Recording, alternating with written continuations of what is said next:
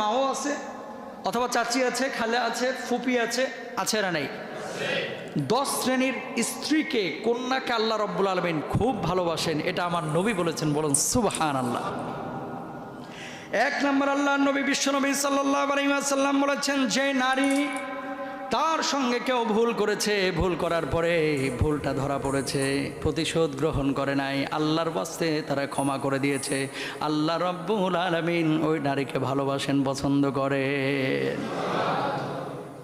তাহলে 1 নম্বর, নারীরা যেমন ধরা পড়েছে যে ভুল করেছে তারপরও মাফ করে দেয়, ওই ব্যক্তিকে আল্লাহ রব্বুল আলামিন যেমন পছন্দ করেন, পুরুষের মধ্যেও যদি এমন ধরা পড়ে ভুল করেছে প্রকাশ্যে তারপরেও ক্ষমা করে দিল আল্লাহর ওয়াস্তে, আল্লাহ রব্বুল আলামিন ওই পুরুষকেও ভালোবাসেন, পছন্দ করেন। বলুন সুবহানাল্লাহ। 2 নম্বর, ওই নারী, যে নারী সাবেরা, ধৈর্যশীলা,